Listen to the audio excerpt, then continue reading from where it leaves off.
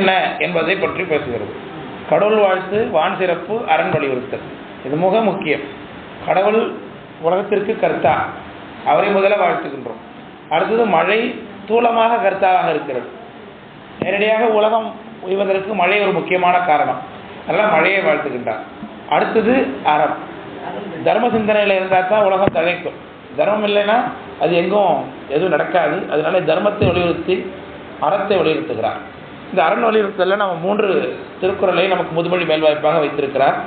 அதில் இன்றைக்கு ரொம்ப அற்புதமான ஒரு மகாபாரத தொடர்புடைய சிந்தனையோடு நமக்கு இன்றைக்கு இந்த திருக்குறள் அமைந்திருக்கிறது. இந்த இன்பம் என்பது என்ன என்பதை பற்றி பேசுகிறார். அறத்தால் வருவதே இன்பம், மற்றெல்லாம் புறத்த புகழும் அல அப்படிங்கிறார். இன்றைக்கு நான் பார்க்கக்கூடிய சிந்தனையானது முதுமொழி மேல்வைப்பு, தருமர் பிறர் நெறியால் சார்ந்தது வின், ஈசன் அருள் நெறியால் இணரும் மேலானார், அருள்நூல் சொன்ன அறத்தால் வருவதே இன்பம், மற்ற எல்லாம் புறத்த புகழும் இல என்று திருக்குறள். இது திருக்குறளுக்கு முதுமொழி எழுப்பாக இருக்குது. இதில் முதல்ல திருக்குறள் என்ன சொல்லுகிறது என்று பார்க்குமானால், இன்பம் என்பது என்ன, இன்பம்ங்கிறதே முதல்ல எது என்பதே இன்பம் என்பது ஒவ்வொருவருடைய பார்வையிலும் ஒவ்வொன்றாக இருக்கும். எப்படி அழகு என்பது தீர்மானித்து காட்ட முடியாதோ அதே மாதிரி இன்பம் என்பது யாராலையும் தீர்மானித்து இதுதான் என்று காண்பிக்க முடியாது. ஏன்னா ஒவ்வொருவரும் ஒவ்வொன்றை இன்பம் என்று எண்ணிக்கொண்டிருப்போம். ஒருவருக்கு இட்லி சாப்பிட்றதா இன்பமாக இருக்கும், ஒருவருக்கு தோசை சாப்பிட்றது இன்பமாக இருக்கும் இல்லையா. இன்னொருக்கு இந்த படம் பிடிக்கும், ஒருத்தருக்கு இன்னொரு படம் பிடிக்காது. ஒருத்தவங்க பேசுகிறது உங்களுக்கு பிடிக்கும், இன்னொருத்தர் பேசுகிறது ஒருத்தருக்கு பிடிக்காது. இப்படி ஒவ்வொருத்தருடைய பர்செப்ஷன், ஒவ்வொருத்தருடைய பார்வையில் இன்பம் என்பது என்ன என்பதும் துன்பம் என்பது என்ன என்பதும் வெவ்வேறாக இருக்கிறது. அப்போ இன்பம் என்பது என்ன என்பதை முதல்ல வரையறுத்து காட்டுகிறார் திருவள்ளுவர். அறத்தால் வருவதே இன்பம் என்கிறார். வருவதே அப்படிங்கும் பொழுது ஏகாரம் தேற்றம் என்று வருகிறது. எதனால் இன்பம் வரும்? இன்பம் என்பது இந்த உலகத்திலே நாம் கண்ம வயத்தினாலே அனுபவிப்பது. இன்பம் துன்பம் இரண்டுமே நமக்கு கண்ம சம்பத்தினாலே ஏற்படுகிறது. ஆனால் நம்ம இந்த உலகத்தில் சம்பாத்தியங்கள், நல்ல வினைகளை சம்பாதிக்க வேண்டும், நல்ல பொருளை சம்பாதிக்க வேண்டும். அறம், பொருள், இன்பம், வீடு என்று காட்டப்பட்டிருக்கிறது. இதை புருஷார்த்தம் என்று சொல்கிறார்கள். முதல்ல ஒருவன் அறவழியிலே வாழ வேண்டும், அடுத்தது அறவழியிலே சம்பாதிக்க வேண்டும், பொருள் தேட வேண்டும். அதற்கு பிறகு அறம் சொன்ன இன்பத்தை அனுபவிக்க வேண்டும். அதனால் நம்ம காசு தானேன்னு சொல்லிட்டு நம்ம இஷ்டத்துக்கு எல்லாத்தையும் அனுபவிக்க இயலாது. ஏன்னா உலகாயுத மதம் என்ற ஒரு மதம் இருக்கிறது. அந்த உலகாயுத மதத்தை நாத்திக சமயம் என்று சொல்கிறோம். நாத்திகர்கள் எவருக்கும் கட்டுப்பட்டவர்கள் கிடையாது. ஏன்னா கடவுளே இல்லைங்கிறான். எல்லாத்துக்கும் மேலே சுப்பீரியராக ஒரு பவர் இருக்குது, அதுக்கு நம்மளாம் பயந்து தான் ஆகணும்னு தான் நம்ம எல்லாருக்கும் பயப்படுறோம். ஏதோ ஒரு தப்பு செய்யறதுக்கு பயப்படுறது காரணம் கடவுள் பார்க்குறாருங்கிறது தான்.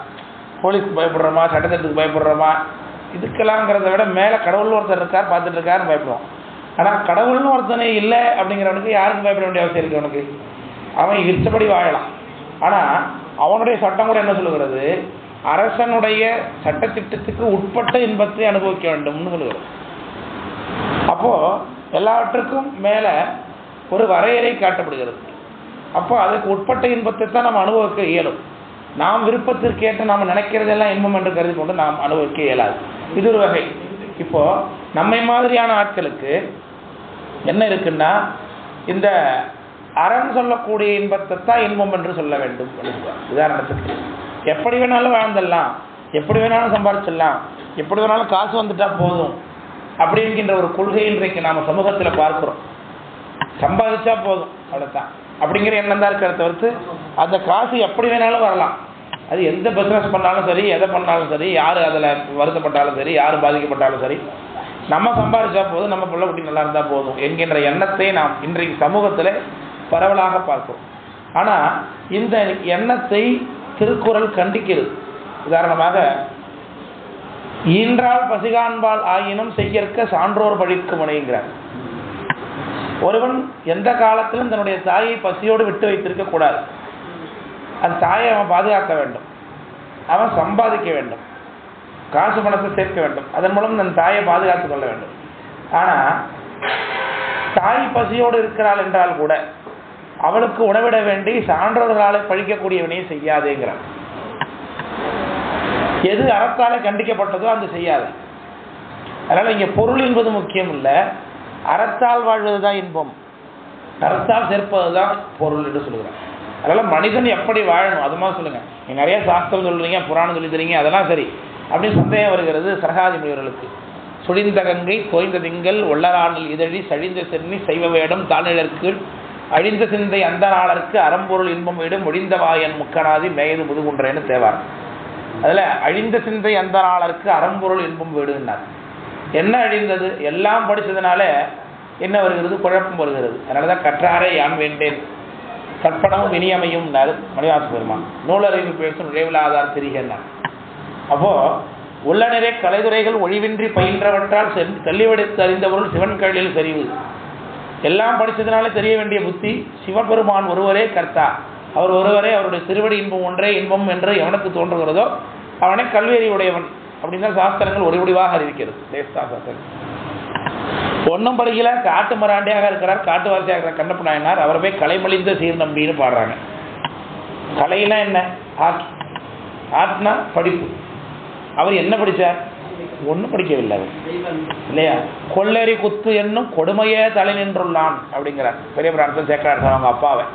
அவங்களுக்கு தெரிஞ்சதெல்லாம் அதை புடிடா, அதை கொள்ளுடா, அதை கிழிடா, அதை வெட்டுடா, அதை உரிடா, இப்படித்தான் அவர்களுக்கு பேச்சு வழக்கே. எஞ்சொல் பேசும் வேடமடவார் அப்படிங்கிறார் வேடர்களுடைய கொள்கையை பற்றி பேசும்பொழுது. அந்த குளத்தில் பிறந்த கொள்ளரி குத்து, கொல் எரி குத்து, இதை தான் பேசுவாங்களே எப்பொழுதுமே. வேறு கருணை அப்படிங்கிற வார்த்தையெல்லாம் அங்கே வாயிலேருந்து பிறக்க வாய்ப்பே கிடையாது. அப்போ கொள்ளரி குத்து என்னும் கொடுமையே தலை நின்றுள்ளான் அப்படி ஒரு சமூகத்தில் வந்தவரை, பள்ளிக்கூடம் என்னன்னே தெரியாதவரை கலை மலிந்த சீர் நம்பி அப்படின்னு வாழ்த்துகிறது தேவாரம். கலை மலிந்த சீர் நம்பி கண்ணப்பன். அப்போ கலை என்பது கல்வி என்பது இறைவனுடைய திருவடியை, இறைவன் மீது பக்தி வைப்பது, இறைவன் மீது உண்மையான அன்பு வைப்பது, இறைவனத்தை விடுத்து வேறொரு பொருள் நிலை அல்ல என்ற உணர்வைத்தான் கல்வி கொடுக்க வேண்டுமே தவிர்த்து, நாம நிறைய புத்தகம் முடிச்சிருக்கோம், நிறைய டிகிரி வாங்கி வச்சிருக்கிறோம்னா இப்படி வாங்கின டிகிரி போல பீரோவில் வைப்போம், வாங்கின புக்கை போல அலமாரில் வைப்போம். அதுமாரி நாம் ஒரு அலமாரா தான், நாம் ஒரு பீரோ தான். ஆனால் அந்த கல்வியினாலே சிவபெருமான் ஒருவரே கர்த்தா, அவரையே நாம் வழிபட வேண்டும் என்கின்ற அந்த ஒற்றை எண்ணம் வந்தால் மட்டும்தான் அவர் கல்வியாளர். கல்வி இல்லை என்றாலும் இது இருந்ததுன்னா அவர் கல்வியாளர். இப்படித்தான் சாஸ்திரங்கள் ஒரு முடிவாக அறிவிக்க. அப்போ இவர்களெல்லாம் எல்லாம் படித்தோம், சனகாதி முனிவர்கள்லாம். அறம் சுழிந்த கங்கை தோய்ந்த திங்கள் ஒல்லாரானல் இதழி சழிந்த சின்னி செய்வ வேடம் தாழ்நிழற்கு அழிந்த சிந்தை அந்த நாளர்னர். அழிந்த சிந்தை எல்லாம் படித்தோம், ஒரு முடிவு தெரியவில்லை என்ன என்ன. அப்போ தான் சாமி எடுத்து போய் சாமி உட்கார வச்சு உபதேசம் பண்ணுகிறார். என்னை தவிர்த்து ஒரு கர்த்தா இல்லை உலகத்தில் என்பதை நீ புரிந்து கொள். அப்போது நான் அமைதியாக உட்காந்துறேன்னா உலகத்துக்கு எந்த ஒரு விஷயமும் கிடையாதுங்கிறதை புரிந்து கொள்ளுன்னு அழைச்சி போய் உட்கார அழைச்சி சின்பத்திரை காட்டி உபதேசம் பண்ணுகிறார். பூங்கானை கிழவனன்றி பூங்காவரை எவரம் வந்தாலும் இங்குற தருதி இல்லை என்று ஒன்மதன் மட்டும் வருவான், அவனை மட்டும் உள்ள விடு, வேற யாரையும் விடாதே என்று நந்தியமருமானுக்கு உபதேசம் பண்ணிட்டு தான் போய் உட்கார்றார். அப்போது அவர் உட்கார்ந்த போது எந்த உலகத்தில் எந்த ஒரு உயிர்களும் சம்பவம் செய்யவில்லை, மன்மதனே ரதியோடு சேர முடியவில்லைங்கிறாங்க. அப்போ தென்பால் உகந்தாடும் தில்லை சிற்றம்பலவன் பெண்பால் உகந்தான் பெரும்பித்தன் காணேடி பெண்பால் உகந்திலனில் பேதா இறையிலத்தோர் விண்பால் யோக இது விடுவர் கான் தாழோடு திருவாசகம் இருக்குது. அப்போ பெருமாள் தன் மனைவியோடு சேர்ந்திருக்கவில்லை, சக்தியோடு போகமாக காட்டவில்லைன்னா நமக்கெல்லாம் போகம் கிடையாது. அப்போ போகத்துக்கு கர்த்தாவாக இருக்கக்கூடிய சுவாமி அவரை போய் போகத்தை திருப்பறதுக்கு மன்மதன் அனுப்பினா அது எந்த வகையிலே நியாயமாக இருக்கும்? அது தனி விஷயம் வச்சுங்க. அந்த நேரத்தில் சனகாதிபதியோடு உபதேசம் பண்ணுகிறார். என்ன சொல்லுகிறார்? அறம் பொருள் இன்பம் வீடு. ஒரு மனிதன் அறவழியிலே வாழ வேண்டும், அறவழியிலே பொருளீட்ட வேண்டும், அதை கொண்டு அறவழியிலேயே இன்பம் அனுபவிக்க வேண்டும். அந்த இன்பம் மட்டுமே நிலையான இன்பம் என்று இருக்காமல் வீட்டின்பம் என்று ஒரு இன்பம் உண்டு, அந்த இன்பத்தை சென்று அடைய வேண்டும். அதுதான் திருக்குறள் சொல்லக்கூடிய நெறி. ஆனால் திருக்குறளில் பார்த்தீங்கன்னா 3 மட்டும்தான் இருக்கும். அறம்பொருள் இன்பம் அப்படி தான் இருக்கும். அறத்துப்பால் பொருட்பால் இன்பத்துப்பால் தான் இருக்குது. அதில் வீட்டுப்பால்னு ஒன்று இல்லை. அந்த வீட்டுப்பால் தான் திருவருட்பயன் என்று கொள்ள வேண்டியது. நம்முடைய 14 சாஸ்திரத்தில் திருவருட்பயன் திருக்குறளுக்கு இருக்கக்கூடிய வீட்டுப்பால். அது திருக்குறளை அப்படியே படிச்சுக்க. அதனால் நம்ம எப்பவும் சொல்லுவோம், திருக்குறளை பதிப்பிச்சா இந்த திருவருட்பயனுடைய 100 பாட்டையும் சேர்த்து தான் பதிப்பிக்கணும். சைவர்கள் அப்படி தான் பதிப்பிக்கணும் அப்படின்னு நம்ம எங்கோ வலியுறுத்தி வருகிறோம். சரி, அது இருக்கட்டும். அப்போ அறத்தால் வருவதே இன்பம் என்று திருவள்ளுவர் சொல்லுகிறார். இன்பம் பல வழியில் வந்தாலும் அதையெல்லாம் இன்பமாக கருத முடியாது. ஏன்? அதெல்லாம் துன்பத்தையும் சேர்த்து கொண்டே வரும். ஆமாம், அந்த அறம் என்பது சட்டத்திட்டத்துக்கு உட்பட்டு செய்யக்கூடிய எது சட்டம் எது அறம்னா மறைகள் ஈசன் சொல் அச்சொல் வழி வராரை வைக்கும் நிறையம் அப்படின்னு சித்தியார் சொல்லுகிறது. வேத வழியில் நடக்கணும். வேத சாஸ்திரங்கள் என்ன சொல்லுகிறதோ ஆகமங்கள் என்ன சொல்லுகிறதோ அப்படித்தான் நாம் நடக்க வேண்டும். அப்படி நடக்காதவர்களை அரசன் எப்படி சட்டத்துக்கு உட்படாதவர்களை தண்டிப்பானோ அதே போல இறைவன் சட்டத்துக்கு உட்படாதவர்களை வேதத்துக்கு உட்படாதவர்களை தண்டிப்பான் என்று சித்தியார் பேசுகிறது. பார்த்தீங்களா, நிக்கிரகங்கள் தானும் நேசத்தால் ஈசன் செய்து அக்கிரமத்தினாலே அடித்து தீர்த்து அச்சம் பண்ணி இக்கிரமத்தினாலே இன்று அறம் ஏற்றடை என்பான் எக்கிரமத்தினாலும் பார்க்கில் இறைசெயல் பரிவே என்றும்னு சித்தியாரு. அதனால இறைவன் அடித்து தீர்த்து அச்சம் பண்ணுவான் என்று இருக்கிறது. அப்போ அறவழியில் நடக்கிறது உண்மை இன்பம், நல்ல வாழ்க்கையை கொடுப்பார் சார். சரி, அப்போ அறத்தால் வருவதே இன்பம் அப்படின்னு சொன்னாரு. அடுத்தது மற்ற எல்லாம், அப்போ அறவழியில் நடக்காத இன்பம் என்னென்னமோ பண்றாங்க, இதெல்லாம் செய்யக்கூடாது அப்படின்னு சட்டத்திட்டத்தில் இருக்கு, ஆனால் அதை செய்யறாங்க. அல்லது அது வேறு வகையில் சட்டத்திட்டத்துடைய ஓட்டையை பயன்படுத்தி கொண்டு செய்வாங்க. நம்ம வெளியில போக வேண்டாங்க, நம்ம சமயத்திலே இருக்குங்க. நம்ம சில சமயங்களில் பார்த்தீங்கன்னா சில தொழில் செய்யக்கூடாதுன்னு இருக்கும். உதாரணத்துக்கு ஜெயின்ஸ்னு ஒரு சமூகம் இருக்கிறாங்க பாருங்க. அவங்களுக்கு பார்த்தீங்கன்னா விவசாயம் அவர்களுக்கு கண்டிக்கப்பட்ட ஒரு வேலை. அவங்க விவசாயத்தை ரொம்ப தாழ்வான ஒரு வேலையாக பார்க்குறாங்க. ஏன்னா அவங்க எப்படி சாப்பிட்றதுன்னு கேட்டால் நம்ம அவங்கள்ட்ட தான் கேட்கக்கூடாது போய். ஏன்னா விவசாயம் பண்ணும் பொழுது கீழே கலப்பை கொண்டு ஓடும்போது கீழே கூடிய பிராணிகள்லாம் வருதுமா, அதனால அவர்கள் அப்படி. அதனால கண்மத்துக்கு அப்படி அறிஞ்சுக்கிறார்கள் அவர்கள். இதைத்தான் தண்டியடிகள் நாயனார்ட்ட போய் கேட்டான் சமணெல்லாம். தண்டியடிகள் நாயனார் காலத்தில் குளம் வந்து திந்து போச்சு. கமலாலயம் குளம் திருவாரூரில் திந்து போச்சு. 5 வேலி குளம். அது சுற்றிலும் சமணர்கள் ஆக்குபை பண்ணிட்டான். எல்லாம் வீடு கட்டியிருக்கான் குளத்து மேலே. இந்த குளத்தை எப்படியாவது தூர் வார வேண்டும் என்று சாமி நினைக்கிறாங்க. அவங்களுக்கு கண்ணு தெரியாது, பிறவி குருடுறவங்க. அந்த இடத்துல நாம இப்போ அந்த முயற்சியே பாருங்க, ரொம்ப ஆச்சரியமான முயற்சி. நாம இவ்வளவு சரீர பதிலத்தோடு இருக்கிறோம், நல்லா இருக்கும். நம்ம ஒன்மனம் பண்ற கோயில் ஒரு குப்பை கடந்த கூட எடுத்து குப்பை தொழில போட்டு போக மாட்டோம் நம்ம, இல்லையா? அல்லது வேணா குப்பை வேணா போட்டு வேணா போவோம் நம்ம, அதான் நம்ம செய்ய முடியும் நம்மளால, இல்லையா? இப்போ அவர் என்ன பண்றாரு, 5 வேலி குளத்தை நாம எப்படா தூர் வர முடியுங்கிற எண்ணம் அவருக்கு இல்லை. என்னால முடிஞ்சதை நான் செய்வேன், அவ்வளோதான் அப்படின்னு சொல்லிக்கொண்டு சிறு சிறு துண்டுகளாக குச்சிகளை வெட்டி அங்கே நட்டு ஒரு கயிறு கட்டி ஒரு சின்ன சட்டி கூடை எடுத்துக்கொண்டு ஒரு மண் கொட்டு எடுத்துக்கொண்டு போய் கண்டு தெரியாத பிடிச்சிக்கிட்டே கீழே இறங்கி போய் அந்த மண்ணை வெட்டி கூடையில் போட்டுக்கிட்டு திரும்பி கொண்டு வந்து மேலே கூட்டிகிட்டு போகிறார். இது நாம் பார்த்தாலே சிரிப்போம் முதல்ல, இல்லையா? ஏன்னா இவ்வளோ பெரிய வியாபகமாக இருக்குது இந்த குளம். 5 வேலி இருக்குது. ஆமாம், கமலாலயம் ஒரு வேலிக்கு 7 ஏக்கர் என்று சொல்கிறார்கள். 6 ஏக்கரா அப்படின்னு சொல்கிறார்கள். அப்போ 5035 இல்லையா? 6.25 ஏக்கரா? சரி, 6ன்னு வச்சுப்போம், நம்ம பொதுவாக வச்சுப்போம். இப்போ 30 ஏக்கர் 30 ஏக்கர் குளத்தை ஒரு ஆள் தூர் பண்ண முடியுமா? அது கண்டு தெரியாதவர் செல்வம். ஆனால் அவர் முயற்சி உடையவர், இல்லையா? அதனால தான் இகழ்ச்சி அடையில அவர், இல்லையா? அவரை பார்த்து சிரிச்சா நம்மளாம் என்ன செஞ்சுக்கிட்டு இருக்கேன் நான் அந்த கதையில் இருந்து கொண்டு குளத்தை தூர்வாருகின்ற எம்பெருமானுடைய குளம் துண்டு போயிருக்கு தூர்வாருகின்றேன். அவன் என்ன சொன்னா, மண்ணைக்கல்லில் பிராணிப்படும் வருத்த வேண்டாம். மண்ணை கல்லுதல்னா தோன்றது. மண்ணை நீ வெட்டும் போது கீழே மண்புழு இருக்கும், அது வெட்டுப்பட்டு சாகும். இது அறத்துக்கு எதிரான காரியம், அதனால இதை நீ செய்யாதே அப்படின்னு அவன்லாம் சொன்னான். அதுக்கு சாமி சொன்னாங்க, திருவிழிகால் பூசும் நீர் சாந்தம் என கொள்ளும் புராணுக்கு ஆகும் பணிகள் ஆசிரியல் அறமாவது அறிய வருமோ வாக்கு கேட்கிறார். சிவபெருமானை முன்னிட்டு கொண்டு செய்யக்கூடிய எந்த காரியமாக இருந்தாலும் அது அறமாகத்தான் முடியும். அது உனக்கு எப்போ தெரிய போகிறதுன்னு சொன்னார். திருவிழிகா பூசும் நீர் சாந்தம் என கொள்ளும் பிரானுக்கு ஆகும் பணிகள் ஆசிரியல் அறமாவது அறிய வருமோ வாக்கு என்று கேட்கிறார். அப்போ அறம் என்பது என்ன என்று பார்க்கும் பொழுது சைவ சமயக்கார பொறுத்தளவுக்கு அறம்ங்கிறது இறை வழிபாடு, சிவபெருமானே கர்த்தா என்கின்ற புத்தியோடு அதற்கு உட்பட்டு செய்வதுதான் அறம் என்று வருகிறது. இப்போ நாயன்மார்களுடைய சட்டத்தெல்லாம் பார்த்தீங்கன்னா, இதில் பார்த்தீங்கன்னா அறம்னா என்ன, எந்த உயிரும் துன்புறுத்தக்கூடாது, எல்லாருக்கும் கைண்டாக நடந்துக்கணும். அதனால தான் அன்பே சிவம்ங்கிறார். ஆமாம், ஒரு படம் எடுத்தார் கமலஹாசன், அன்பே சிவம்னு எடுத்தார். இந்த அன்பே சிவங்கிற வாக்கியம் திருமூலருடையது இல்லையா? அன்பும் சிவமும் இரண்டென்பார் அறிவிலர், அன்பும் சிவமும் இரண்டாவது யாரும் செய்யல, அன்பே சிவமாவது யாரும் அறிந்த பின்பு அன்பே சிவமாய் அமர்ந்திருந்தாரு என்ன பாட்டு. அது அன்பே சிவம் அப்படிங்கிற வார்த்தையை மட்டும் அவர் எடுத்துக்கிட்டார்.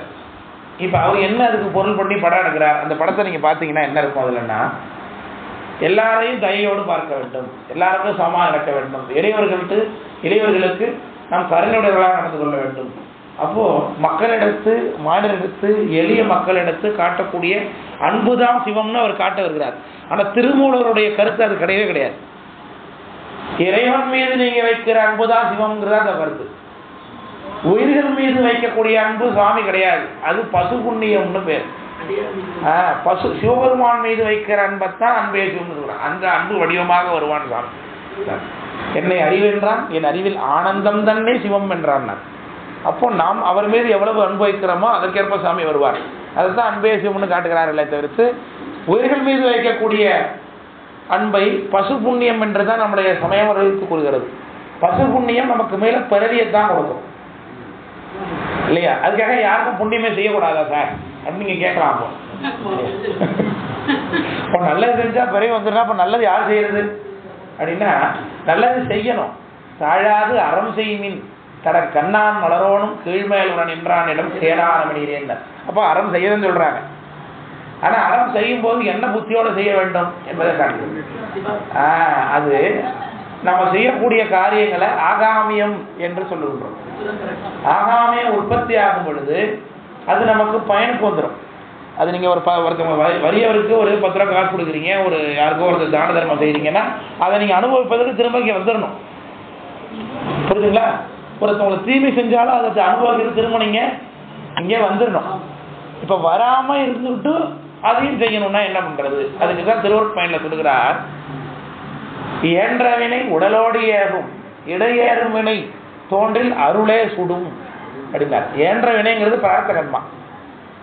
இந்த பிரார்த்த கர்மா இந்த உடம்பு இருக்கும் பொழுது, உடம்பு இருக்கிற வரைக்கும் நம்ம அனுபவித்துக் கொண்டுதான் இருக்கணும். இதை நாம் மெளிவுபடுத்துவதற்கு அல்லது வினை கூட்டப்பட்டாலும் அவற்றை நாம அது எப்படி நாம் அணுக வேண்டும் என்பதற்கு சாஸ்திரம் வேற வழி சொல்லுகிறது. அதாவது சிவபக்தி, திடகாத்திர சிந்தனை, இருவினை ஒப்பு அப்படிங்கிறார் இல்லையா? நல்லது வந்தாலும் கெட்டது வந்தாலும் எனக்கு ஒரே பார்வை தான் இல்லையா? செம்பொன்னில் தமணியத்தில் ஓட்டில் தமணியத்தில் இது சித்தியாருது. அதுதான் ஓடும் செம்பனும் ஒக்கவே நோக்குவார் அப்படின்னாரு திரு சேக்காடு சாமி எழுது. அப்பர் சாமி உழவாரம் செலுத்திய இடத்துலலாம் பொண்ணும் மணியும் வந்தது. அதையெல்லாம் அப்பர் சாமி எடுத்து கல்லுக்கு அதுக்கு வித்தியாசத்தில் தூக்கி போட்டாங்க. அப்போ 2 நாளும் பயனில்லை என்கின்ற எண்ணம். 2மே மாயை தான். மாயையில் தான் கல்லு மாயில உற்பத்தி ஆகுது, வைரக்கல்லு மாயில தான் உற்பத்தி ஆகுது. 2 மூலம் இட்லியாக இருந்தானா தோசையாக இருந்தானா 2மே அஞ்சு தானே அப்படிங்கிறது மாதிரி அவரை பொறுத்தளவுக்கு. அப்போது 2மே சமமாக பார்க்கக்கூடிய அந்த நிலை தான் கர்ம ஒப்பு. அப்போ அப்படி உள்ளவர்களுக்கு இன்பத்தை கொடுத்தாலும் அவங்க இன்பம் அனுபவிக்க மாட்டாங்க, துன்பத்தை கொடுத்தாலும் அவங்க துன்பத்தை அனுபவிக்க மாட்டாங்க. உதாரணத்துக்கு ஒரு ராஜா ஒரு காட்டுக்கு போனானா, போன இடத்துல ஒரு ரிஷி இருக்காரு, அவரை பார்த்து அவருக்கு ஏதோ உதவி பண்ணியிருக்காரு. உடனே அவர் எங்கள் அரண்மனைக்கு வந்து நீங்கள் சுகபோகங்களை எனக்காக ஒரு நாள் அனுபவிக்கணும்னு கேட்டுக்கொண்டார். இல்லைப்பா அது நமக்கு சரியாக வராது, நான் வரமாட்டேன்னார். இல்லை நீங்கள் எனக்காக வந்தே தீர வேணும் அப்படின்னார். சரி வரேன். நீங்கள் என்ன சுகபோகத்தை வேணாங்கிறீங்க, அவ்வளோ தூரம் நீங்கள் துறவியா? நீங்கள் சுகபோகத்தை அனுபவிச்சுட்டு வேணாம்னு சொல்லி பாருங்க அப்படின்னா. ஏன்னா அனுபவிச்சதுக்கு பிறகு, ஏன்னா எல்லாம் கிடைக்கும் போது துறவியாக இருக்கிறது பிரச்சனை கிடையாது இல்லை, எல்லாம் கிடைக்கும் போது கிடைக்காத போது திறவையா இருக்கிறது பிரச்சனை கிடையாது, எல்லாம் கிடைக்கும் போது திறவையா இருக்கிறது பெரிய விஷயமே இல்லையா? அப்போ அந்த முனிவர் எதாவது பண்ணணும்னு சொல்லிட்டு ஆட்சி வந்தான். பெரிய அம்சத்தொழிகா மஞ்சத்தில் நல்ல அருமையான நிலாமன்றம் இருக்கக்கூடிய இடத்துல அழகாக கொண்டு போய் படுக்க, இந்த இடத்துல நீங்கள் தங்குங்கன்னு கொடுத்தான். அவரு சரி படுத்து தூங்கிட்டார். அப்புறம் காலையில் வந்து பார்த்தா, என்ன எப்படி இருந்தது கட்டில், வீட்டுக்கு காட்டுக்கு இப்போ போகிறீங்களா அப்படின்னு கேட்டான். போகிறேன்ப்பா, எனக்கு ஒன்றும் பிரச்சனை இல்லை. அப்போ காட்டுக்கு போகிறீங்களா, உங்களுக்கு கட்டில் பிடிக்கலையா, எப்படி படுத்துவீங்க அப்படின்னா, நான் காட்டில் எப்பொழுதும் ஒரு 3 கல்லை வச்சு அது மேலே ஒரு பழவையை போட்டு தான் படுத்துப்பேன். அந்த பழவையும் கல்லையும் கொண்டு வந்திருந்தேன், அதை அந்த மெத்த மேலே வச்சு படுத்துக்கிட்டேன் நான். அவரை பொறுத்தளவுக்கு அது காடாக இருந்தாலும் மேடாக இருந்தாலும் மெத்தையாக இருந்தாலும் ஒரே பார்வை தான். புரியுதுங்களா? இதுதான் ஓடும் செம்பனும் ஒக்கவே நோக்குவது, இருவினை ஒப்பு. அப்போ இருவினை ஒப்பு உடையவருக்கு இன்பத்தை கொடுத்தாலும் இன்பம் கிடையாது, துன்பத்தை கொடுத்தாலும் துன்பம் கிடையாது. அவர்களை நம்முடைய அறிஞர்கள் முதல்ல உரையில சொல்லுகிறார்கள், சிவஞான போத உரையில, இருவினை ஒப்பு ஏற்பட்டவர்கள் கர்மம் அவர்கள் கூட்டப்படும் பொழுது என்ன நடக்கும் அப்படின்னா, நம்மள மாதிரி ஆட்களுக்கு கர்மத்தை கூட்டும் போது நம்ம என்ன பண்ணுவோம், ரியாக்ட் பண்ணுவோம், அழுவோம், கஷ்டப்படுவோம், துன்பப்படுவோம், நல்லது நினைச்சா சந்தோஷப்படுவோம். அப்போ நாமெல்லாம் ஈரத்தரையில் முளையடித்தது போலங்கிறார். ஈரமா ஒரு தரை இருக்கு, அந்த தரையில முளைப்பூச்சி அடிச்சா என்ன ஆகும், நசுக்குன்னு இறங்கிக்க உள்ள இல்லையா? இது பாறையில முளையடித்தா என்ன ஆகும், அந்த குச்சி தான் என்ன ஆகும், சிதைஞ்சு போகும்.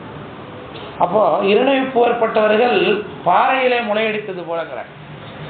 அப்போ இருவினைப்பு ஏற்பட்டவர்களுக்கு எவ்வளவுதான் கண்மத்தை கூட்டினாலும் அந்த கண்மத்துக்கு தான் சிதைவு ஏற்படுமே தவிர்த்து அவங்களுக்கு ஒன்றும் கிடையாது. அதுதான் இடும்பைக்கு இடும்பை படுப்பர், இடும்பைக்கு இடும்பை படாதவர் திருவள்ளுவர்கள் இல்லையா? துன்பத்துக்கே துன்பத்தை கொடுத்துருவாங்க. ஏன் துன்பத்துக்கு துன்பப்படாதவங்க? எனக்கு துன்பம் வருது, நான் துன்பம்னு நினைச்சாதானே அது துன்பம் எனக்கு முதல்ல இல்லையா? அடுத்தவன் எனக்கு எதை வேணாலும் செய்யலாம், இவனுக்கு இதை செஞ்சா இவன் அழிஞ்சிருவான்டான்னு நினைக்கலாம். ஆனா அதான் நாம துன்பம் நினைச்சாதானே முதல்ல அது துன்பமா முடியும் இல்லையா? அப்போ இடும்பைக்கு இடும்பை படுப்பாருன்னாரு. அதை இல்லையா? இடும்பைக்கு இடும்பை படுப்பர், இடும்பைக்கு இடும்பைப்படாதவர் அப்படின்னு அர்த்தமா காட்டும். இது இருவினைப்பு ஏற்பட்டவர்களுக்கு. அதைத்தான் ஏன்ற வினை உடலோடு ஏகும்ன்றது திருவள்ளுவர் பயன்ல. அடுத்தது இடையேறும் வினை தோன்றி. இடையேறும்னா ஆகாமிய உற்பத்தி ஆகிட்டே இருக்கும். பிராரத்தத்தை கழிக்கும் பொழுது ஆகாமியத்தை உற்பத்தி பண்ணிக்கொண்டே இருக்கும். நாச உற்பத்தி சித்தாந்தம் சொல்லுகிறது. அப்போ அந்த இடையேறும் வினை தோன்றில் அருளே சுடும்னார். இந்த அருளே என்பது திருவேந்தெழுத்தக்கூடியது. எந்நிலையில் நின்றாலும் எக்கோலம் கொண்டாலும் மன்னியசீர் சங்கரந்தால் மறவாமை பொருள். எப்பொழுதும் இறைவனை மறக்காம இருக்கணும். குற்றொருவரை கூரை கொண்டு கொலையில் சூழ்ந்த களவெல்லாம் செற்றொருவரை செய்த தீமை இம்மையே வரும் திண்ணமே, மற்றொருவரை நினைப்பிலே மறவாத இழுமட நெஞ்சமே, புற்றரைவுடை புண்ணியன் எந்தை புறம்பையும் தொழப்போதுமே அப்படின்னு சுந்தரசாமி சொல்றாங்க. எவ்வளவு கர்மம் செஞ்சாலும் அதை நம்ம அடையும். ஆனா இறைச்சிதல் இருந்தா அது வராது. அதனாலதான் தும்மல் இருமல் தொடர்ந்த பொழுதிலும் வெம்மை நரகம் விளைந்த பொழுதிலும் அம்மையினும் துணை அஞ்செழுத்துமே என்று காட்டுகிறார்கள். துஞ்சியருள் காலை மாலை தொடர்ச்சியை மறந்திராது அஞ்செழுத்து ஓதினாலும் அரடடிக்கு அன்பதாகும். அஞ்சடை பால்வாக்கி வளர்க்க அமரந்த நஞ்சு அமுதாக்கு வைத்தார் அடிவில் நெடிகளாரேன்னு என்ன நேரத்திலையும் இறைவனை மறக்காம செய்யக்கூடிய கர்மம் அது நல்லதோ கெட்டதோ அது நமக்கு பலனுக்கு வராது. அப்போ நம்ம தீமை செய்ய போறதில்லை. எதுக்கு வந்தேன் இங்க, அறம் செய்யலாமா வேணாமா? நல்லது செஞ்சா பெரியக்கு வருவோம் தான் அறம் செய்ய வந்துருக்கேன் நான். அப்போ நல்லது செய்யலாம்னா நல்லது நிச்சயமா செய்யணும். எப்படி? சிவ சிந்தனையில இருந்து கொண்டு செய்ய வேண்டும். அப்போ அது பசு புண்ணியமா ஆகாது, பதிபுண்ணியமாகவே ஆகிவிடும். அதுக்கு சாமி நமக்கு ஒத்தி கொடுப்பார். நம்ம செய்யக்கூடிய காரியத்தை இறைவன் செய்ய நாம செய்கின்றோம் என்கின்ற புத்தி இல்லையா? அவனன்றே ஒன்றும் இல்லை என்கின்ற எண்ணத்தோடு செய்வது. நீங்க 10 ரூபா கொடுக்குறோம்னா இந்த 10 ரூபா சாமியை நம்ம கொடுத்து அது ஒருத்தர் கொடுக்கறதுக்கு சாமி நம்மளை கருவியா வச்சிருக்கார் என்கிற எண்ணத்தோடு நாம் அதை செய்ய வேண்டும் என்று சொல்கிறார். அப்பதான் நமக்கு ஆகாமே உற்பத்தி ஆகாது. ஆகாமே உற்பத்தி ஆகாம இருக்காது, உற்பத்தி ஆகும். சாமி அது கணக்கில் சேர்க்க மாட்டாங்க. விளங்க போறீங்களா? அப்போ அறத்தால் வருவதே இன்பம் அப்படின்னா என்ன அர்த்தம்? அப்போ சிவ சிந்தனையிலே இருந்து கொண்டு செய்யக்கூடிய காரியங்களாலே வரக்கூடிய இன்பம். சொல்ல வந்த நாயன்மார்களுடைய சரித்திரத்தை பார்த்தீங்கன்னா இங்க அறம் என்று எது அன்பே சிவம்னு சொல்லிட்டு இருந்தாங்க. அங்கிருந்து நான் போனேன். இப்போ அன்பே சிவங்கிறதுக்கு என்ன டெபினேஷன் பண்ணியிருந்தாங்க? உயிர்களிடத்து பாரதியார் சொன்னார், உயிர்களிடத்து அன்பு வேண்டும், தெய்வம் உண்மை என்று தானறிதல் வேண்டும், வைரமுடைய நெஞ்சு வேண்டும், இது வாழும் முறைமேடி பாப்பா என்று கேட்டார். அப்போ உயிர்கள் மீது அனுபவித்து விட்டால் அது அறமா? உயிர்கள் எல்லாம் யாரும் கஷ்டப்படாம இருக்கணும்னு நினைக்கலாம். ஆனா அது யாராலையும் செய்ய முடியாது. ஒருத்தருக்கு இன்பம் கொடுத்தா இன்னொருத்தருக்கு அது என்னவா தான் முடியும்? துன்பமாக தான் முடியாது. அதனால எல்லாரையும் இங்க யாரும் என்ன பண்ண முடியாது, திருப்திப்படுத்த முடியவே முடியாது. 10 பேர் நம்ம இருக்கிறாங்கன்னா 10 பேரையும் நம்ம என்ன பண்ண முடியாது, திருப்திப்படுத்த முடியாது என்னைக்குமே. விளக்கம் புரியுதுங்களா? அப்போ நாம் எல்லாரையும் திருப்திப்படுத்தணும், எல்லா உயிர்களும் இன்பத்தை அனுபவிக்கணும், யாரும் துன்பமே அடையக்கூடாதுன்னு முதல்ல நினைப்பதற்கே இங்க சட்டத்திலே இடம் கிடையாது. விளக்கம் புரியுதுங்களா இல்லையா? அப்போ இருக்கும்போது நம்ம எல்லாவற்றையும் இன்பம் அடைக்கணும். அதனால நான் எதையும் துன்புறுத்த மாட்டேன், நான் அன்பே ஒடியமாகவே இருப்பேன், எல்லா கரையோட இருப்பேன்னா அது சாத்தியம் இல்லாத ஒன்று. அப்போ நாயன்மார்கள் பார்த்தீங்கன்னா இந்த நிலையில தான் இருக்கிறாங்க. எது சொல்ல வந்தேன்? அன்பே சிவம்னா பசு புண்ணியமா பதி புண்ணியமா அப்படிங்கிற இடத்துக்கு வந்தேன். நாயன்மார்கள் பாருங்க, கையை வெட்டுறவங்க, காலை வெட்டுறவங்க, நாக்கை வெட்டுறவங்க, மூக்கை வெட்டுறவங்க, இப்படி எல்லாம் தான் இருக்கிறாங்க. நபர்கள்லாம் தன்னைத்தானே வெட்டி கொண்டுக்கிறவங்க இருக்கிறாங்க இல்லையா? சக்தி நாயனார்னு ஒருத்தர் இருக்கார் சார். அந்த சக்தி நாயனார் சக்தி வரிஞ்செயர்வோன் அடியார்க்கும்படின்னு திருக்குறள் சொல்லுகிறது. சக்தி நாயனாருக்கு முன்னாடி யாராவது ஒருத்தங்க சிவனடியார்களை இகழ்ந்து பேசினாங்கன்னா அவர் கையில் எப்போதும் பாக்கெட்டில் வந்து சின்ன குரடி மாதிரின்னு வச்சிருப்பாரு, சின்ன கட்டி வச்சிருப்பார்.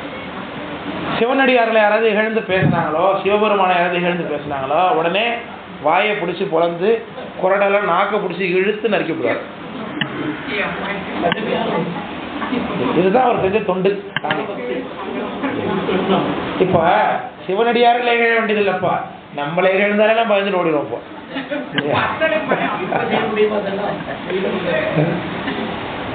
அப்போ சட்டத்திட்டத்துக்கு பயம் இல்லை. இன்னொருத்தர் செருத்துணை நாயனார்னு ஒருத்தர் இருக்கார். காடவர்கோன் கடல் சிங்கரடியார்க்கும்படியன் உலகத்தையே ஆள்றார் ராஜா இல்லையா? அந்த ராஜாவை பற்றி சொல்லும்போது சுந்தரமூர்த்தி சாமி சொல்லுகிறாரு, உரிமையால் பல்லவர்க்கும் தரைகொடா மன்னரை மறுக்கும் செய்யும் அப்படிங்கிறார். அப்பேற்பட்ட ராஜா அந்த ராஜா திருவாரூர் பூங்கோயில் வந்து தரிசனம் பண்ணி கொண்டிருக்கிறார் சாமியை. அப்போ சாமி தரிசனம் அவருடைய அம்மா, அந்த ராஜாவுடைய மனைவி சங்காதேவின்னு பேர். அவங்க சமண சமயத்தை சேர்ந்தாங்க. அந்த அம்மையார் மணவனை தொடர்புனால கல்யாணம் பண்ணிக்கிட்டார். சரி, இவர் சைவராச்சே, இவர் வேறு இன்னொரு சமயத்து பொண்ணை கட்டிக்கலாமா அப்படின்னு கேள்வி வருதுன்னா அதுக்கு சொல்கிறேன். மணவனை தொடர்பு ஒரு நாட்டை புரிந்துணர்வு பண்ணிக்கிறது. அந்த விட்டு பொண்ணை கொடுத்துட்டா அந்த நாடு சம்மதி நாடாகிடுது இல்லையா? அதனால சண்டை வராமல் அவங்க பாதுகாத்துப்பாங்க. விலக்கு கொடுக்கல. அப்படி ஒரு சாளுக்கிய அரசர்கள் ராஷ்டிரகூட அரச குடும்பத்தை சேர்ந்த பொண்ணை ராஜா திருமணம் செய்து கொண்டாரு.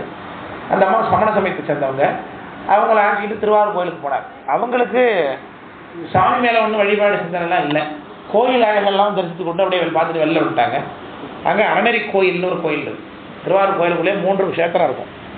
அறநெறி, அசலேசம் அறநெறிங்கிறது, அப்புறம் ஆடகேஸ்வரம், அசலேசம், ஆடகேஸ்வரம், பூங்கோயில், கமலேசம், இப்படி 3 இருக்குது அங்கே. அந்த அறநெறி கோயிலில் சாமிக்கு பூ தொடுத்து கொண்டிருக்கிறார் அடியவர். ஒரு பூ கீழே வந்து கிடக்கு, காற்று அடிச்சு அப்படியே கிடக்குன்னு வச்சுக்கேன். ஏதோ பூ கிடக்கு எடுத்து அந்த அம்மா மோந்து பார்த்தாங்க.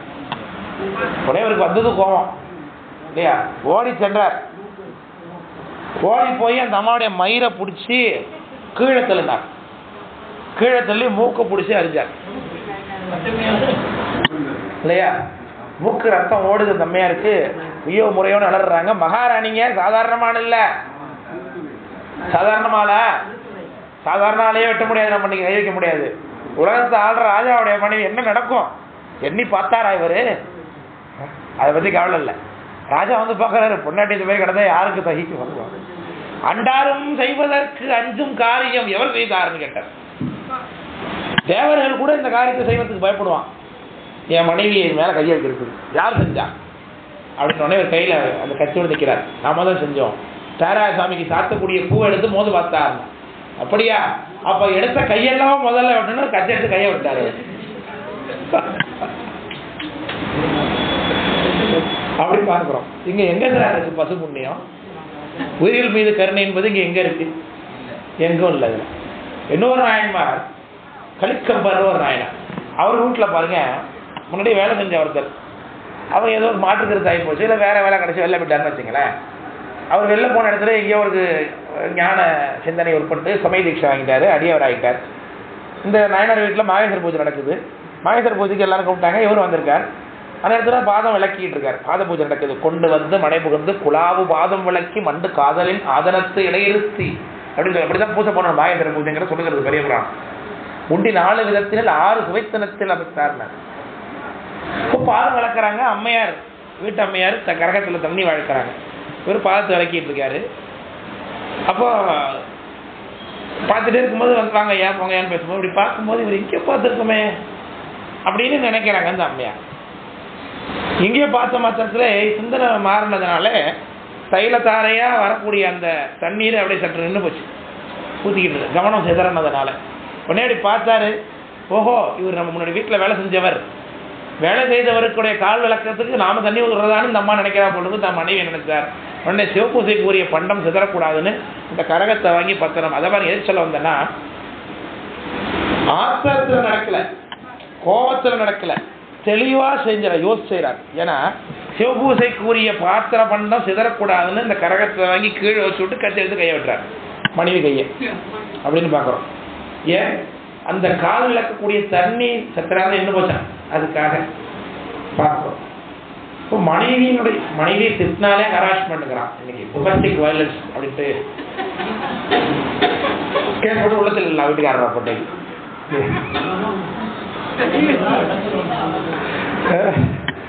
அதனால இப்போ நம்ம பெத்த பிள்ளையா இருந்தாலும் நம்ம திட்ட முடியாது, நம்ம மனைவியா இருந்து திட்ட முடியாது, யாரும் திட்ட முடியாது இன்னைக்கு. ஏன்னா சட்டம் வந்து நம்ம வீட்டு அடுப்பங்கரை வரைக்கும் வந்துடும் சட்டம். ஆனா அன்னைக்கு பாருங்க, ஒருத்தர் மனைவியுடைய ஒருத்தர் கையை வெட்டுறார், இவர் கையை வெட்டுறார். யாரோ ஒருத்தர் சாமி பத்தி தெரியுமா மூக்க வெட்டுக்கா நாக்க பிடிச்சி இழுத்து வெட்டுறாங்க இல்லையா? சந்தேகம் என்ன, தன் தந்தையுடைய காலை வெட்டினார்.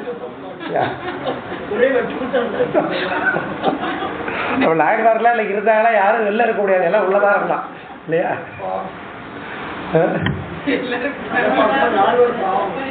அப்ப எது சொல்ல வந்தோம்? அன்பே சிவம்.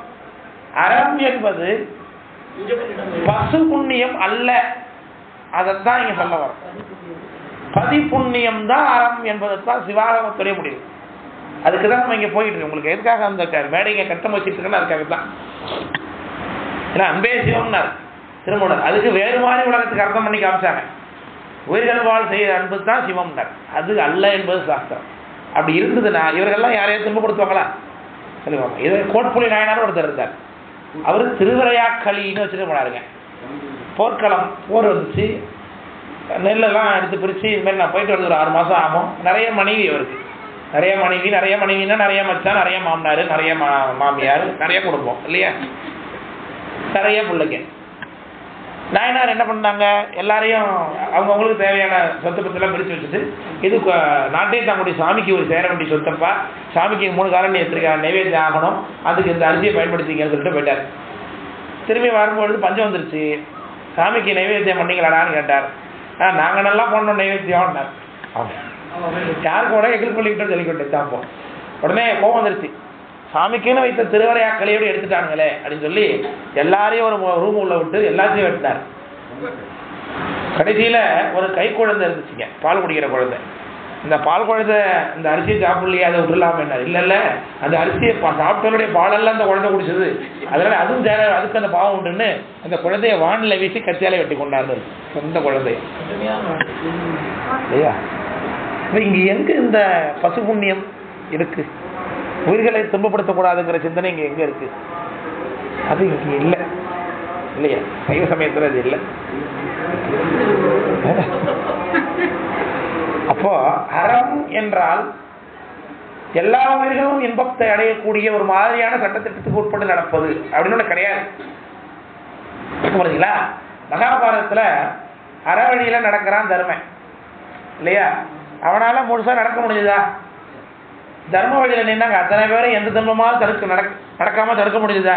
பீஷ்மர் அறம் அறம் அறம்னு புக்கில் என்ன எங்க சொன்னாலும் புக்கில் இருக்கான்னு பார்ப்பாரு. இது சட்டத்தில் இருக்கான்னு பார்க்குறவர். ஒரு முறை அவருடைய தந்தைக்கு தர்ப்பணம் பண்ணி கொண்டிருக்காரு. தன் தந்தை ரொம்ப மகிழ்ச்சி அடைந்து நேராக வந்து தர்ப்பணத்தை ஏற்றுக்கிறது, கையை விடுறாரு. கீழே இருந்து பூமியில இருந்து பிண்டத்தை எடுத்து வைக்கும் போது அவருடைய தந்தையினுடைய கை வந்து வாங்குது அந்த பிண்டத்தை. பார்க்குறேன், கொடு நானே வாங்கிக்கிறேன். புக்கை எடுத்து பார்க்குறேன். சட்டத்தில் தரையில வச்சு தர்ப்பணம் பண்ணிட்டு தான் இருக்கு, கையில கொடுக்க சொல்லலன்னு தரையில வச்சு தர்ப்பணம் பண்ண. அந்த அளவுக்கு சட்டத்தை இருக்கிறத பின்பற்றுகிறாரு. ஆனா பீஷ்மரால யாருக்கும் துன்பம் வராமல் தடுக்க முடிஞ்சதோ இல்ல. அவர் வீட்டு மருமகளாகிய திரௌபதியை அவருக்கு முன்னாடியே அவ்வளவு பாடுபடுத்தினாங்க இல்லையா? தர்மம். அப்போ சுயதர்மம் என்பது என்னைக்கு என்ன ஆகாது, நமக்கு நல்லது செய்யாது. சுதர்மம் என்பது நமக்கு என்னைக்கும் துன்பத்தை தான் கொடுக்கும். சுதர்மத்தை காப்பாத்துறேன், ஏன் தர்மத்தை காப்பாத்துறேன். பாத்தீங்கன்னா தர்மனா இருக்கட்டும் பீஷ்மரன் அதான் பண்ணாங்க. ஆனா என் தர்மத்தை காப்பாத்திக்கிறேன் அப்படின்னு ஒரு விஷயத்த செஞ்சான் தர்மசித்திரன். அசுத்தாம ஹத குஞ்சனக, அசுத்தாமனை கொண்டாதான் துரோணர் சாவுவார் அப்படின்னு முடிவு பண்ணாங்க. அப்போ அசுத்தாமன் செத்துட்டான்னு செய்தி அவர் காதல போடணும். அவர் சொன்னா நம்ப மாட்டார், ஏன்னா அசுத்தாம மாவீரன். யாரு சொன்னா நம்புவா? தர்மம் சொன்னா நம்புவார், ஏன்னா போய் சொல்ல மாட்டேன்னா அசுத்தா அவருக்கு துரோணருக்கு தெரியும். இப்போ நீ போய் சொல்றான்னா கிருஷ்ணர், நான் சொல்ல மாட்டேன், நான் எதுக்கு போய் சொல்ல மாட்டேன். அதனால நான் தோத்தாலும் எனக்கு பரவாயில்ல, இவன் அப்படிதான், சரி விடு. அங்கே அசுத்தாமனோட யானைக்கு அந்த யானையை கொள்ளு, சரி அசுத்தாமங்கிற யானை செத்து தான் சொல்லுவே சொல்ல முடியாது, அது வேணா சொல்றேன் நான். சரின்ட்டு அஸ்வத்தாமங்கிற யானையை கொண்டான் பீமன். போய் அஸ்வத்தாம செத்தான்னு எல்லாம் பரப்புறான செய்தியை போர்க்களம் உள்ள. உடனே துரோணர் பார்க்குற அஸ்வத்தாம செத்துட்டானா அப்படின்னு கேள்விப்பட்டவொடனே நேரம் தருமன்ட்ட வந்து கேட்குறேன், அஸ்வத்தாம செத்து விட்டான்னு எல்லாம் பேசி கொண்டு போவார்களே, அதை பற்றி ஒரு கருத்து என்ன, உண்மையா? நீ தான் பொய் சொல்ல மாட்டாய் சொல்லுன்னார். ஆமாம், அஸ்வத்தாமன் இறந்தது உண்மை அப்படிங்கிறத என்ன சொன்னா, அஸ்வத்தாம ஹத குஞ்சரஹன்னா, அந்த குஞ்சாரம்னா யானை நடத்தம். குஞ்சாரத்து உரியர் போலும் கூட்டினை குமைப்பர் போலும் நஞ்சனை மிடற்றர் போலும் நாகவி திரவனாரேனார் அப்பர் சுவாமி. குஞ்சாரம்னா யானை. அப்போ குஞ்சாரகன்னா, குஞ்சாரகங்கும் போது சங்கடத்து ஊதிட்டானுவோம், அவருக்கு காதில் விழாது. அப்போ அஸ்வத்தாமன் செத்தான்னு முடிவு பண்ணிக்கிட்டார், அவர் போயிட்டார். இவன் சட்டத்தில் நடக்கிறது படி தப்பு செஞ்சான், நான் தன்னை காப்பாற்றிக்கிட்டான். இவன் சொன்னது உண்மைதான், ஆமாம் அஸ்வத்தாமங்கிற யானை செத்து போச்சு. ஆனா பலன் என்ன, அஸ்வத்தாமன் செத்து போயிட்டான்னு தான் அவர் நினைச்சுக்கிட்டார். அப்படிதான் அவர் நினைப்பாருங்கிறது இவனுக்கு தெரியுமா தெரியாதா? தெரியும். அப்ப அது ஒத்துக்கூடாது தானே. அப்போ அவன் தர்மத்திலிருந்து மீறி அவன் அர்த்தம் ஆகிறான். அது வரைக்கும் 12 அங்குலத்துக்கு மேலதான் அவனுடைய தேர் சக்கரம் போமா பூமியில இருந்து. அதற்கு பிறகு பூமியில இறங்கி ஓடுனதுங்கிறாங்க அவனுடைய சக்கரம். அப்படிப்பட்டவன் தருமன். அதனால இந்த தருமனை பாருங்க, அவன் கண்ணனை வழிபாடு செய்தவன். மகாபாரதத்துல கண்ணனை தான் பிரதானமா கும்பிடுறாங்க எல்லாரும். ஆனா கண்ணனே சிவபெருமானா கும்பிடுறாருங்கிறது இருக்கு அதுலயே. அஸ்வத்தாமன் தன்னுடைய போர்க்களத்துல நான் எப்படி நீ இவ்வளவு திறனாக சண்டை போட்டு இருக்கிறான்னு கேட்கறாங்க. இல்ல, நான் சண்டை போடும் போதெல்லாம் எனக்கு முன்பாக நாக ஆவரணம் தரித்துக் கொண்டு அக்னி ரூபமாக சிலையில பிறைச்சித்திரம் தரித்துக் கொண்டு ஒரு அடிவும் எனக்கு முன்பாக சென்று சண்டை செய்து என்னுடைய எதிரிகளை அழிக்கிறார். அதற்கு பிறகுதான் நான் என்னால அழிக்கிறேன். அஸ்வத்தாமன் சொல்லுங்க. அந்த அளவுக்கு சுவாமி அவர்களுக்கு எல்லாருக்கும் அனுகிரகமா இருக்கிறார். அப்படி கிருஷ்ணரே சுவாமிய உபமன்ய முனிவர்கிட்ட உபதேசம் வாங்கி கொண்டு பூசை பண்ணுகிறார். கிருஷ்ணர் ஒரு முறை பூஜை பண்ணி நிர்மாலயங்களை ஆற்றுல சேர்த்தார். அந்த நிர்மாலயத்தை எடுத்து உபமன்ய முனிவர் பூஜை பண்ணார். நிர்மாலயத்தை எடுத்து பூஜை பண்றீங்களா என்னன்னு கேட்டார். நீ சிவதிக்கை இல்லாம சிவ பூஜை பண்ணுகின்றாய், இது நிர்மாலயமா சாமி எடுத்துக்க மாட்டார், அதனால நான் அதை எடுத்துப்பேன். அப்ப சிவதிக்கை என்பது என்னன்னு சொல்லி உபதேசம் பண்ணி அவர் திருவடியை சூட்டி கிருஷ்ணரையே கடவுள்னு கும்பிட்டு இருக்கிறாங்க ஒரு தனி சமயமே. ஆனா கிருஷ்ணனுடைய தலையிலே தூக்கி கால வச்சிருக்காரு உபமன்ய முனிவர், திருவடி சூட்டியிருக்கார். மாதவன் துவரைக்கு இறையானவன், இறை அவன் சென்னிமேல் பாதம் வைத்தவன் அப்படின்னு உபமன்ய முனிவரை காட்டுகிறது பெரிய புராணம். அப்போ அந்த உபமன்ய முனிவர் தீட்சை பண்ணி அவர் சாமி சிவபூஜை பண்ணுகிறார். அப்போ அர்ஜுனரும் கிருஷ்ணரும் சேர்ந்து சென்று கைலாயத்தை தலைகீழ் நடந்து மேலே சென்று கரைக்கிழமையார் போல முதல்ல தலைகீழ் போய் சாமியை பார்த்து பாசுபதாஸ்திரம் வாங்கி வருகிறார்கள் என்பது சாஸ்திரம் அங்கே இருக்கு. அப்போ ஆனா நிறைய பேர் கிருஷ்ணர் தான் தெய்வம், ஆரியம் சிவனும் ஒண்ணு, கிருஷ்ணர் தான் எல்லாம் அப்படின்னு சொல்லக்கூடிய நிலைகள்லாம் இருக்கு. அப்ப அப்படி உள்ளவர்கள் அடைந்த பலன் என்ன, இன்பம் என்பது என்ன? நாம இன்பம் அப்படிங்கிறது சொர்க்க இன்பம்னு ஒன்று சொல்லுகின்றோம், நரகத்தை துன்பம்னு சொல்லுகின்றோம். இந்த உலகத்துல நம்ம நல்லது செஞ்சோம்னா இங்க நல்லா இருக்கலாம், ரொம்ப நல்லது செஞ்சிட்டோம்னா என்ன பண்ணலாம், இங்க இன்னும் நல்ல பெரிய பெரிய இருக்கலாம், நல்ல இன்பம் அனுபவிக்கலாம். அதை விட அதிகமான இன்பம் இருந்துட்டு இருக்குன்னா என்ன பண்ணலாம், சொர்க்கத்துக்கு போயிருக்கலாம், அதுதான் அனுபவிக்க முடியும் இல்லையா? அப்போ இன்பத்துல உச்சபட்ச இன்பம் என்னங்கிறாங்க, சொர்க்க இன்பம். அதற்கு மேலான இன்பம், சொர்க்க இன்பமும் செற்ற இன்பம் தான்.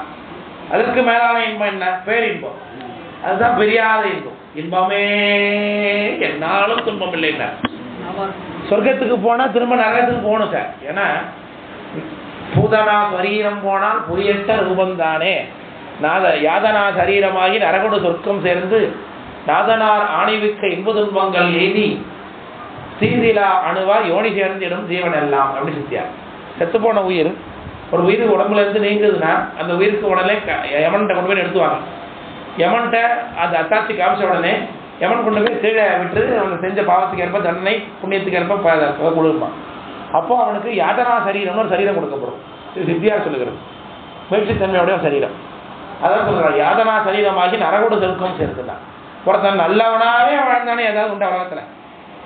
உண்ட புண்ணியம் மட்டும்தான் இருக்குன்னு ஒன்று உண்டாகியாது இல்ல, அவன்கிட்ட பாவமும் இருக்கும். அப்போ நரகோடு சொர்க்கம்னு சொல்லப்படுகிறார், சொர்க்கம் சேர்ந்தான்னு இல்லை. அப்போ சொர்க்கமான நிச்சயம் என்ன உண்டு, நரகம் உண்டு. ரெண்டுத்துக்கும் எவ்வளோ நாள் தான் வேலிடிட்டி, நம்ம கிட்ட எவ்வளோ தூரம் அக்கௌண்ட்ல பேலன்ஸ் இருக்கோ அவ்வளோ காலம் மேலே இருந்துக்கலாம் இல்லையா? சொர்க்கத்தில் எவ்வளோ நாள் இருக்கிறது நம்மகிட்ட பேலன்ஸ் இருக்கோ அவ்வளோ தூரம் சொர்க்கத்தில் இருக்கலாம். நரகத்தில் எவ்வளோ நாள் பேலன்ஸ் இருக்கோ அது வரைக்கும் நரகத்தில் இருந்துக்கலாம். மிச்சம் உடனே என்ன பண்ணணும், டேலி ஆன உடனே திரும்ப உலகத்துக்கு வந்து பிறந்து திரும்பி இங்கே பார்த்துட்டு இருக்கணும், இங்கே ரொட்டேஷன் இருந்துகிட்டே இருக்கும். அப்போ இந்த அறத்தினாலே, உலக அறத்தினாலே, பசுபுண்ணியமாகிய அறத்தினாலே, சுதர்மத்தினாலே, சட்டத்திட்டங்களுக்கு உட்பட்டு நடக்கக்கூடிய அறத்தினாலே எல்லாம் நடந்தா என்ன கிடைக்கும்? இந்த நிலையற்ற சொர்க்கம்தான் கிடைக்கும் அப்படிங்கிறது தான் இன்றைக்கு பாட்டு பாருங்க. தர்மர் பிறர் நெறியால் சார்ந்தது வின் அப்படின்னா பாட்டுல. தர்மருங்கிறது யுதிஷ்டர், பஞ்சபாண்டவர்கள் வர முதல்ல வர, அவங்கெல்லாம் கடைசியில சொர்க்காரோகணிக படலம்னு வரும். கடைசியில மகாபாரதத்துல அதுதான் கிடைக்கும். இந்த மகாபாரத போரெல்லாம் முடிஞ்சது பிறகு கிருஷ்ணர் போயிடுவார். கிருஷ்ணர் ஒரு வேடனாலே அம்படிக்கப்பட்டு அவர் செத்து போயிடுவார் கிருஷ்ணர். அதுக்கப்புறம் கிருஷ்ணனுடைய உடம்பெடுத்து தகனம் பண்ணிடுவாங்க. அதனால் பலராமர் அதுக்கு முன்னாடியே போயிடுவார். அப்புறம் அர்ஜுனாதிகள்லாம் பரீட்சத்தினுடைய பையனுக்கு பரீட்சத்துக்கு பட்டம் கட்டி வச்சுட்டு எல்லாரும் புறப்பட்டு தர்மனோட கூட 5 பேரும் திரௌபதி அழித்து கொண்டு சொர்க்கத்துக்கு போறேன்னு புறப்படுவாங்க. அதுக்கு சொர்க்காரோகணிக படலம்னு பேர். அப்போ சொர்க்கத்துக்கு போறாங்க. அது எங்க இருக்குன்னா இந்த பத்ரிகாசிரம், பத்ரிநாத்னு இருக்கு பாருங்க. அதுக்கு மேல போனீங்கன்னாக்க இமாச்சலம், கங்கை உற்பத்தி ஆகிற இடத்துக்கு மேல இருக்குதாமா. இமயமலையினுடைய உச்சி பகுதியில் ஒரு இடம் இருக்குமா, அதுதான் சொர்க்கத்துக்கு போற வாசல்னு சொல்றாங்க. அது மகாபாரதத்தில். அது வரைக்கும் யாத்திரை போறாங்க. போகிற வழியில ஒவ்வொருத்தரா வழி இருக்கிறான். கூட ஒரு நாய் இருக்கிறது. முதல்ல சகாதேவன் விழுந்தான். சகாதேவன் ஏன் கீழே விழுந்துட்டான்? அவனுக்கு ஏன் சொர்க்கம் கிடைக்கல, இங்கேயே விழுந்தான். அவனுக்கு சார்ந்தா உலகத்திலேயே அழகன் என்கின்ற ஒரு எண்ணம் இருந்துச்சு. அதனால அவனுக்கு இங்கேயே அவனுக்கு முடிஞ்சு போச்சு, சொர்க்கம் அவனுக்கு இல்லைன்ட்டாங்க. சரி, அடுத்தது நகுலன் விழுந்தான். நகுலனுக்கு தான் அழகு என்கின்ற ரொம்ப எண்ணம். சகாதேவனுக்கு சாஸ்திரத்துல நான் தான் பெரிய விற்பனன் என்கின்ற எண்ணம். அடுத்தது பீமனுக்கு தான் தான் உலகத்திலே பலசாலி என்கின்ற எண்ணம். அப்படி அர்ஜுனன் தான் தான் பெரிய வீரன் என்கின்ற எண்ணம். அவன் விழுந்தான். திரௌபதியும் விழுந்தான். அவனுக்கு 5 கணவர் அல்லாது வேறு ஒருத்தர் மீது ஒரு ஈடுபாடு இருந்தது. கரண் மீது அவளுக்கு ஒரு ஈடுபாடு இருந்துச்சு அப்படிங்கிறத பார்க்குறோம். அற்றது புரிஞ்சினால் அற்றது அது உற்றது சொன்னால் அற்றது பொருந்தும் அப்படின்னு சொல்லுகிறது வெள்ளி பாரதம். ஒரு முறை காட்டில் நேரம் வேற முடிய போகுது. ஒரு நேரம் காட்டில் ஒரு நாள் இவங்க வனவாசம் செய்து கொண்டிருக்கும் பொழுது ஒரு முனிவர், அவர் 12 ஆண்டுக்கு ஒரு முறை தான் உண்ணுவார். ஒரே ஒரு நெல்லிக்கனி தான். அந்த நெல்லிக்கனியை 12 ஆண்டுக்கு ஒரு தடவை சாப்பிட்டுட்டு திரும்ப தவத்துக்கு போயிடுவார். அந்த நெல்லிக்கனி காய்ச்சிருக்கு. அந்த நெல்லிக்கனியை போய் பீமனை விட்டு பறிக்க சொல்லிட்டு வந்துட்டா திரௌபதி. இப்போ முனிவர் வராரு சாப்பிட்றதுக்கு. இல்லை, நெல்லிக்கனி பறிச்சு வச்சிருப்பேர் வேறு மிதிச்சிருவாங்க, அதை வீணாக போயிடுவாங்க. இப்போ முனிவர் வந்து சமைச்சிருவாரு. நம்ம ஏற்கனவே துன்பத்தில் இருக்கிறோமே, நம்ம என்ன பண்ணுறது அப்படின்னு இவங்களுக்கு கதி வந்ததுன்னா, பிரச்சனை வந்ததுன்னா கிருஷ்ணன் நினைப்பேன். கிருஷ்ணன் வந்துட்டார். கிருஷ்ணன் சொல்லுகிறார், இது ஒட்டுறோன்னா ஒரே வழி தான். என்ன, உங்கள் மனசுக்குள்ள இருக்கக்கூடிய ரகசியங்கள்ல எது இது வரைக்கும் வெளிப்படாத ரகசியம், யாருக்குமே தெரியாத ரகசியமோ அதை யாரு சொல்றீங்களோ அப்போ இந்த கனி கொஞ்சம் கொஞ்சமாக மேலே ஏறும். கடைசியில் எல்லாரும் உண்மையான ரகசியத்தை சொல்லிட்டீங்கன்னா கனி போய் ஒட்டிக்கும் அப்படின்ட்டார். ஒவ்வொன்றா சொல்லிட்டு வராங்க. நகலன் ஒன்று சொன்னால் போச்சு மேலே, சகாதேவன் சொன்னால் மேலே போச்சு, அப்புறம் பீமன் சொன்னால் கொஞ்சம் மேலே போச்சு. அவங்க கூட உண்மை உள்ள இருக்கிறது பண்ணாங்க. அர்ஜுனன் சொன்னான், தர்மம் சொன்னான். கடைசியில் திரௌபதி சொல்ல வேண்டிய உண்மை என்ன, நான் 5 கணவர்களையும் ஒரே மாதிரி தான் பார்த்தேன்னா, ஒரு அடி கூட தவறு இல்லை, அப்படி இருக்குது. நான் கிருஷ்ணரை தான் தெய்வமாக நினைக்கிறேன், ஒரு அடி கூட நகரல. அப்போ இதெல்லாம் தாண்டி ஏதோ ஒரு ரகசியம் மனசுக்குள்ள வச்சிருக்கான்னு அர்த்தம். அழுகிறா அவன். என்னதான் செய்யுது, நம்ம எல்லாம் அவன் எது உண்மையை நினைத்து கொண்டிருக்கிறோமோ அத்தனையும் இப்போ பொய்ங்கிற மாதிரி ஆகிப்போச்சு. என்னவா இருக்குன்னா கடைசியில் சொல்றான் உண்மையை, நான் 5 கணவரை அடைந்திருந்தாலும் கூட எனக்கு கரண் மீதும் ஒரு விருப்பம் இருந்தது உண்மைதான். பழமை ஒட்டிக்கிச்சு மகாபாரதத்தில் வைக்கிறார். இதனால என்ன பயன்? ஒரு பயன் இல்லை. ஆனா எல்லா மனிதர்களுக்குள்ள மனதுக்குள்ளேயும் இப்படி ஒரு உளவியல் சிந்தனை இருக்குங்கிறத பேசர் காண்பிக்கிறார். இது மூலமா எல்லார் மனதுக்குள்ள இப்படி இருக்கு ஒரு ரகசியம். எல்லாரும் பூட்டி வச்சுப்போம், யாரையும் வெளில காமிச்சிக்க மாட்டோம். புரியுதுங்களா இல்லையா? அந்த சிந்தனையை அதில் வச்சு காமிக்கிறாரு. எப்படி எனக்கு புரியுதுங்களா? அது மாதிரி அவன் மனசில் அப்படி இருந்ததுனால அவனும் விழுந்தான். கடைசியில் தர்மன் போனான். கூட ஒரு நாய் வந்துச்சு.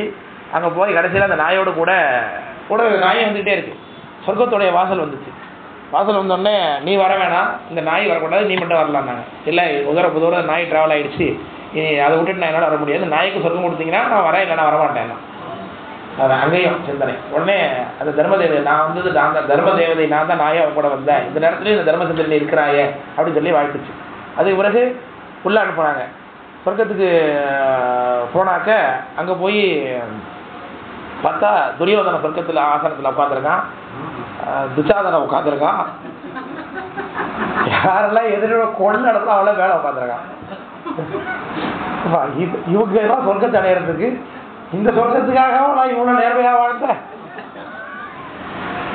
அவ்வளவு எல்லாம் நல்லவங்கன்னு வாழ்ந்தேன். கூட இருக்கிறவங்க யாரையுமே இங்கே காணுமே, என் தம்பிகள்லாம் எங்கே போனாங்க அப்படின்னா உன் தம்பி எல்லாம் இருக்கிற இடத்த காட்டுறவா அப்படின்னு சொல்லி அவன் அங்கே விட்டா நரகத்தில் இருக்கிறாங்க.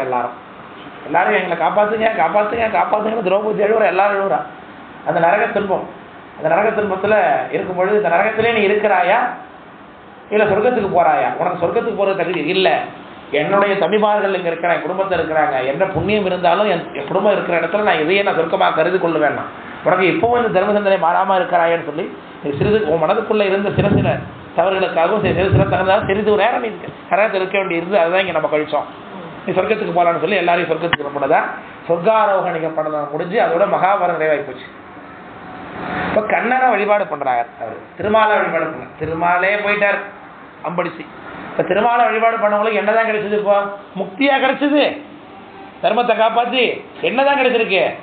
சொர்க்கம் தான் கிடைச்சிருக்கு. அதான் பாட்ட சொல்றார் தருமர் பிறர் நெறி. பிறர் நெறினா சிவபெருமான அல்லாத மற்ற தெய்வங்களை வழிபாடு பண்ண நெறி, அதெல்லாம் கண்ணபுராண கும்பிட்டா வைஷ்ணவ நெறி. அது சொல்லுகிறார் தருமர் பிறர் நெறியால் சார்ந்தது வின், சொர்க்கத்தை தான் அடைஞ்சான், முக்தியை அடையல இல்லையா? அப்ப கிருஷ்ணன் என்ன பண்ணிருக்கலாம்? கைகுண்டத்தை கூப்பிட்டுருக்கலாமே, அவங்கள கொடுக்கல. அப்போ சார்ந்தது வின். ஈசன் அருள் நெறியால் இனரும் மேலானார் இல்லையா? இதே திருவிளையாடல் புராணத்தை எடுத்துங்க, மகாபாதகம் தீர்த்த படலம்னு வருது.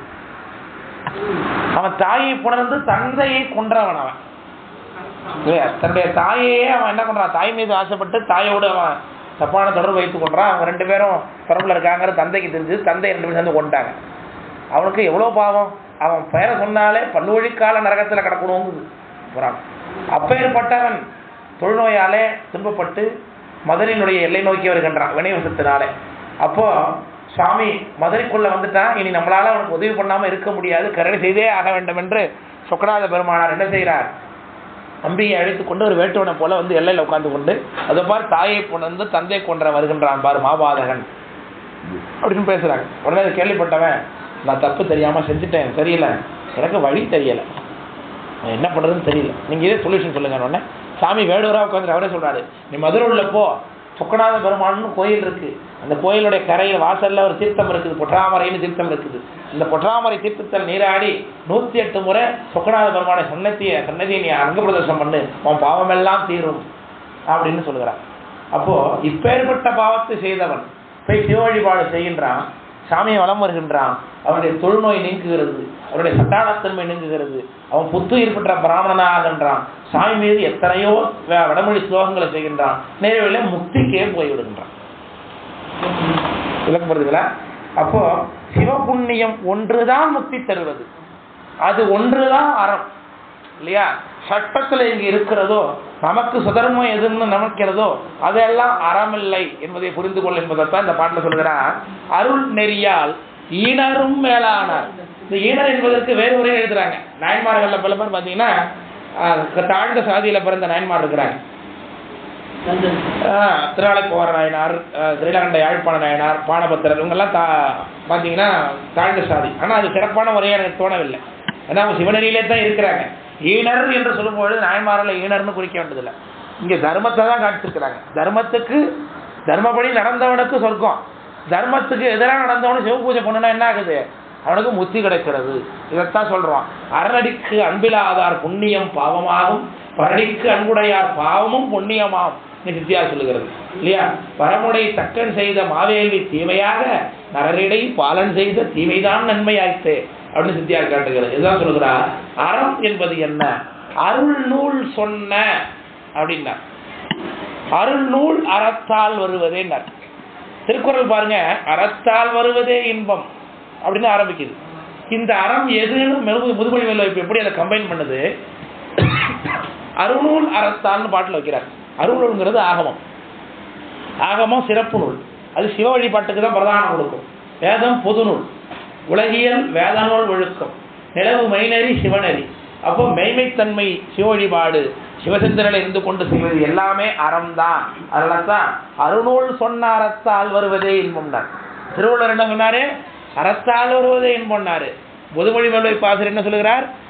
அருநூல் சொன்ன அறத்தால் சேர்த்துக்கிறார். அந்த அருநூல்ங்கிறது ஆகமம், சிவ வழிபாடு, சிவருமானே கர்த்தா, அவனையின்றி ஒரு அணுவும் அசையாது என்கின்ற புத்தியோடு நம்ம செய்யக்கூடிய அறம் அல்லது நாம் செய்யக்கூடிய காரியம் எல்லாமே அறம் அப்படி கொண்டு போய் அருநூல் சொன்ன அறத்தால் வருவதே இன்பம், மற்ற எல்லாம் புறத்த.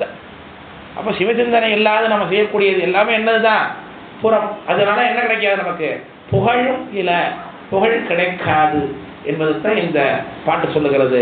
கருமர் பிறரெறியால் சார்ந்தது பின் ஈசன் அருள் நெறியால் ஈனரும் மேலானார், அருநூல் அறத்தால் வருவதே இன்பம், மற்றெல்லாம் புறத்த புகழும் இல என்பதுதான் இன்றைய பாட்டு என்று சொல்லி இன்றைய அமர்வினை நிறைவு செய்து கொள்கிறோம். மூர்த்தி எல்லாம் வாழி, எங்கள் மோனகுரு வாழி, அது வார்த்தை என்றும் வாழி, அன்பர் வாழி, ஆரம்பம்.